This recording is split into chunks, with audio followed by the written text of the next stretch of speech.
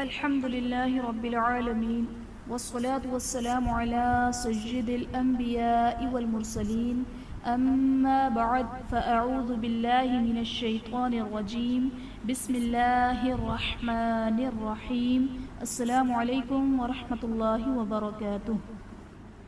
آج ہم انشاءاللہ عز وجل سورۃ البقرہ کی آیت نمبر 41 سے لے کر 43 تک کی تلاوت کریں گے اور انشاءاللہ عز وجل ان آیات کے قواعد سیکھیں گے۔ تو آئیے سبق شروع کرتے ہیں۔ اعوذ باللہ من الشیطان الرجیم، بسم اللہ الرحمن الرحیم۔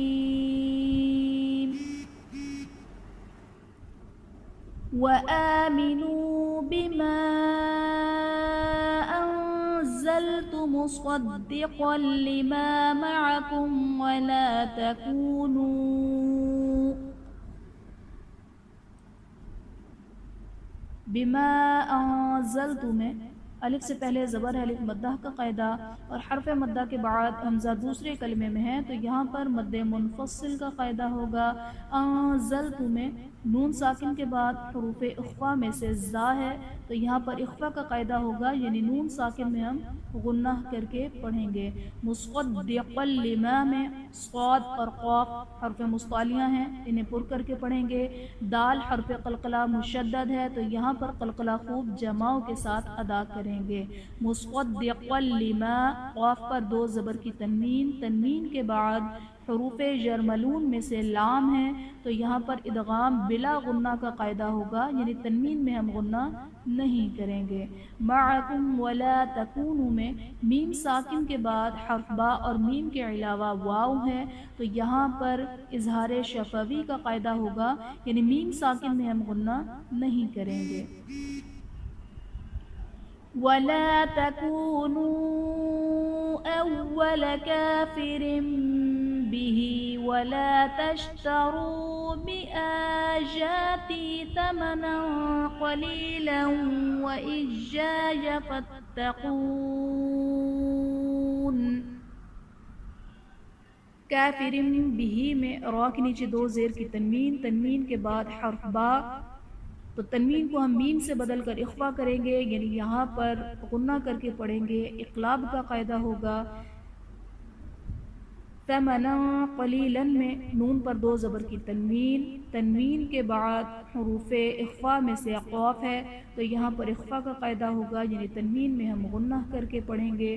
قلیلا و ایجایا میں لام پر دو زبر کی تنوین، تنوین کے بعد حروف جرملون میں سے واو ہے تو یہاں پر ادغام مع الغنہ کا قاعدہ ہوگا۔ فتقون میں واو ساکن سے پہلے پیش ہے، واو مدہ کا قاعدہ، اور حرف مدہ کے بعد عارضی سکون یعنی وقف کی وجہ سے ہم نون کو ساکن کریں گے تو یہاں پر مد عارض کا قاعدہ ہوگا۔ وَلَا تَلْبِسُوا الْحَقَّ بِالْبَاطِلِ وَتَكْتُمُوا الْحَقَّ وَأَنْتُمْ تَعْلَمُونَ۔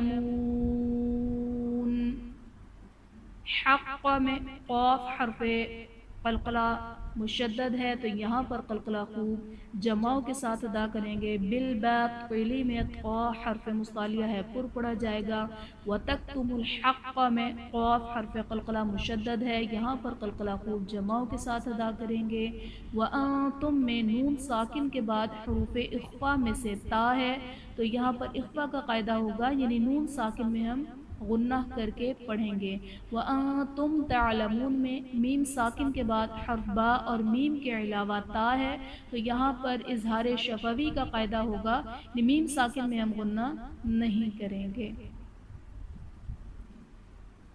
وَأَقِيمُوا الصَّلَاةَ وَآتُوا الزَّكَاةَ وَارْكَعُوا مَعَ الرَّاكِعِينَ۔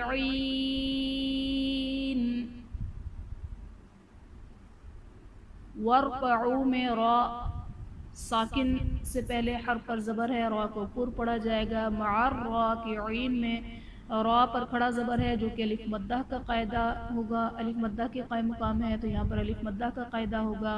را کی عین میں یا ساکن سے پہلے زیر ہے، یا مدہ کا قاعدہ، اور حرف مدہ کے بعد عارضی سکون یعنی وقف کی وجہ سے ہم نون کو ساکن کریں گے تو یہاں پر مد عارض کا قاعدہ ہوگا۔ بسم اللہ الرحمن الرحیم۔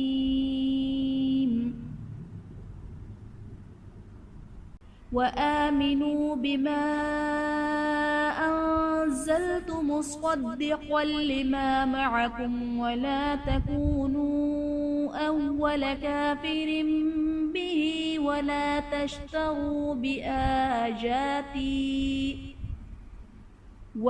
تشتروا بآياتي ثمنا قليلا وإياي فاتقون ولا تلبسوا الحق بالباطل وتكتموا الحق وأنتم تعلمون وأقيموا الصلاة وآتوا الزكاة واركعوا مع الراكعين آمنت بالله صدق الله العظيم۔ آخر میں اللہ تبارک و تعالیٰ سے دعا ہے کہ وہ ہمیں اخلاص کے ساتھ قرآن پاک کو پڑھنے، اسے سمجھنے، اس پر عمل کرنے اور دوسروں کو بھی سکھانے کی سعادت عطا فرمائے۔